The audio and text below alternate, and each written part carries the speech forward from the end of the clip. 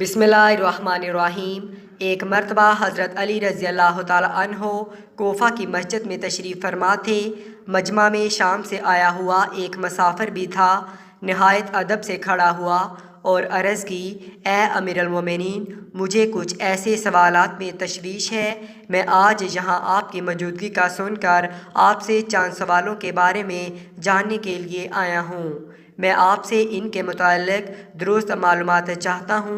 आप रज़ी अल्लाह ताला अन्हु ने जवाब दिया, अगर तुम सवालात पूछना चाहते हो तो पूछो, अगर ज़िद्दबाज़ी या बहस का इरादा रखते हो तो महफ़िल के आदाब को देखो और ख़ामोशी से बैठ जाओ।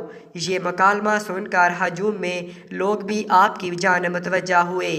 इस शख्स ने हज़रत अली रज़ी अल्लाह ताला अन्हु से सवालात का आगाज़ किया और कहा, ए अमीरुल मोमिनीन, मुझे ये बताएं कि तख्लीक़ कायनात में अल्लाह ने सबसे पहले किस को तख्लीक़ किया।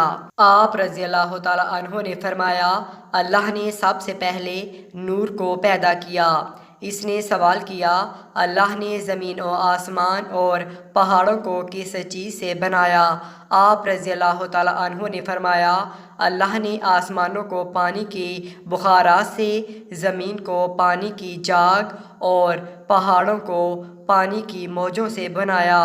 फिर इसने सवाल किया कि मक्का को उम्मुल कुरा क्यों कहा जाता है।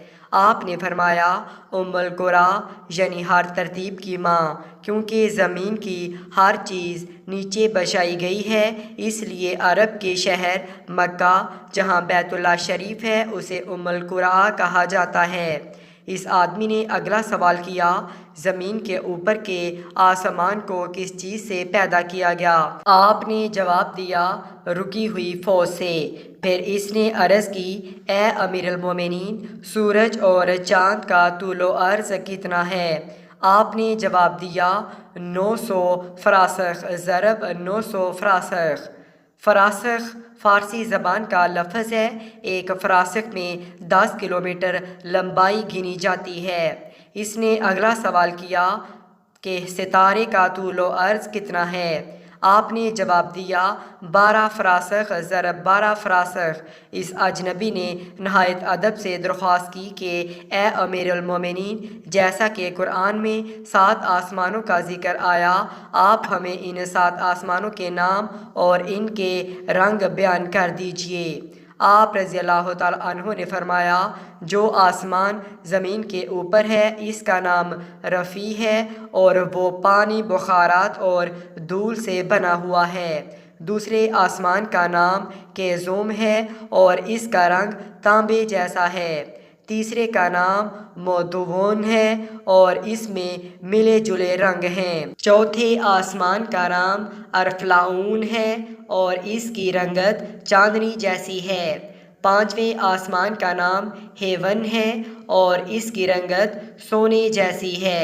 छठे आसमान का नाम अरूस है और वो सब्ज़ याकूत का बना हुआ है। सातवें आसमान का नाम अजमा है और ये सफ़ेद मोतियों से बना हुआ है। इस आदमी ने अगला सवाल किया, ए अली, आप मुझे ये बताएं, बैल वो वाहद जानवर है जिसने आसमान की तरफ अपना सर नहीं उठाया, ऐसा क्यों। आप रज़ी अल्लाह ताला अन्हु ने जवाब दिया, जब से कौम बनी इसराइल ने गौशाला की पूजा की थी तभी से बैल शर्म के मारे आसमान की तरफ सर नहीं उठाता। गौशाला एक सुनहरी रंग का पत्थर या बिछड़ा था जिसे हज़रत मूसा अलैहिस्सलाम के दौर में सामरी जादूगर ने अपनी जुदाई महारत से बोलने और हरकत करने की ताकत दी और हज़रत मूसा अलैहिस्सलाम की गैर मौजूदगी में बनी इसराइल से इस बिछड़े की पूजा करवाई थी। मजमा में मौजूद तमाम लोग हज़रत अली रज़ी अल्लाह ताला अन्हु की हाजिर जवाबी और इल्मी काबिलियत से मुतासिर हो रहे थे। शाम से आए हुए मुसाफिर ने अगला सवाल पूछा, ए अमीरुल मोमिनीन, वो कौन से नबी थे जिन्होंने एक ही वक़्त में 2 बहनों से शादी की थी। आप रज़ी अल्लाह ताला अन्हु फरमाने लगे, वो याकूब बिन इसहाक़ अलैहिस्सलाम थे।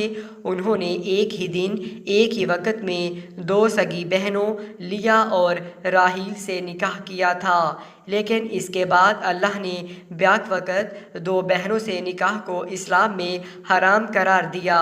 اس آدمی نے اگلا سوال پوچھا، مد و جزر کیا ہے؟ آپ نے جواب دیا، اللہ نے سمندروں پر ایک فرشتہ مقرر کر رکھا ہے، جب وہ سمندر کے پانی میں اپنا پاؤں رکھتا ہے تو مد پیدا ہوتا ہے، اور جب نکلتا ہے تو جزر۔ مد و جزر سمندر کے پانی کو خود بخود بلند ہونے اور کم ہونے کے عمل کو کہتے ہیں۔ اس آدمی نے اگلا سوال کیا کہ یہ بتائیں کہ جنات کا باپ کون ہے، اور اللہ نے جنات کی طرف کن نبی کو مبعوث کیا تھا؟ حضرت علی رضی اللہ تعالیٰ عنہ نے فرمایا، جنات کے جد اعلیٰ کا نام شمان ہے، اور اسے اللہ نے آگ کے شعلے سے پیدا کیا تھا، اور اللہ نے جنات کی طرف ایک نبی کو مبعوث فرمایا تھا جس کا اسم گرامی یوسف تھا، جنہوں نے جنات کو اللہ پاک کی عبادت کی دعوت دی، لیکن انہوں نے اسی نبی کو قتل کر دیا۔ اس شخص نے دوبارہ دریافت کیا، ابلیس کا آسمانوں میں کیا نام تھا؟ حضرت علی رضی اللہ تعالیٰ عنہ نے جواب دیا، حارث۔ پھر اس نے پوچھا کہ آدم علیہ السلام کا نام آدم کیوں رکھا گیا اور انہوں نے کتنی عمر پائی؟ آپ رضی اللہ تعالیٰ عنہ نے فرمایا، کیونکہ وہ عدیم ارض یعنی نایاب زمین کی خال سے بنائے گئے تھے، اس لیے ان کا نام آدم رکھا اور 900 سال عمر پائی۔ اس نے سوال کیا، میراث میں مرد کے 2 جبکہ عورت کا 1 حصہ رکھا گیا ہے، جبکہ اسلام تو مساوات کا حکم دیتا ہے۔ آپ رضی اللہ تعالیٰ عنہ فرمانے لگے، جنت میں حضرت حوا علیہ السلام نے جو خوشہ اٹھایا تھا اس پر گندم کے 3 دانے تھے، انہوں نے خود 1 رکھا، جبکہ آدم علیہ السلام کو 2 دیے۔ چونکہ وہ ہمارے جد ہیں اس لیے اس نسبت سے وراثت میں مرد کے 2 اور عورت کا 1 حصہ مقرر ہوا۔ اس نے پوچھا، مخدوم کون سے نبی پیدا ہوئے؟ آپ رضی اللہ تعالیٰ عنہ نے فرمایا، اللہ نے آدم علیہ السلام، ان کے بیٹے شیشش علیہ السلام، حضرت ادریس علیہ السلام، سان بن نوح علیہ السلام، حضرت داؤد علیہ السلام، حضرت سلیمان علیہ السلام، حضرت لوط علیہ السلام، حضرت اسماعیل علیہ السلام، حضرت موسیٰ علیہ السلام، حضرت عیسیٰ علیہ السلام اور حضرت محمد صلی اللہ علیہ وآلہ وسلم کو مخدوم پیدا فرمایا۔ اس شخص نے دریافت کیا، روئے ارض پر شیر سب سے پہلے کس نبی نے عرض کیے؟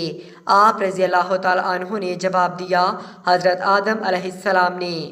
جب حضرت آدم علیہ السلام زمین پر اتارے گئے اور انہوں نے ہر طرف زمین کی خاک اور وسط اور ہوا کو دیکھا، اور پھر جب شیطان کے وسوسے کی وجہ سے قابیل نے حابیل کو قتل کیا تو آدم علیہ السلام نے شدید غم میں یہ اشعار کہے جن کا ترجمہ ہے، اور ان کے رہنے والے بدل گئے، اور زمین کا چہرہ خراب اور گرد آلودہ ہو چکا ہے، رنگ و ذائقہ رکھنے والی چیز بدل گئی، اور سورج چہرے کی بشاشت ماند پڑ گئی۔ میں اپنے طور حیات کو باعث غم سمجھتا ہوں، اور کیا زندگی کے خاتمے کی وجہ سے مجھے چین مل سکے گا؟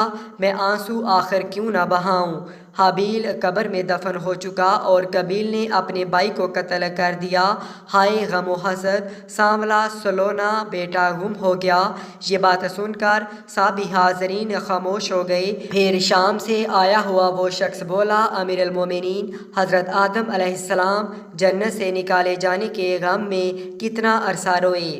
آپ رضی اللہ تعالیٰ عنہ نے فرمایا، آپ 100 سال تک روتے رہے۔ شامی شخص نے پھر سوال کیا، کفر کی ابتدا کس نے کی اور پہلا کفر کس نے کیا؟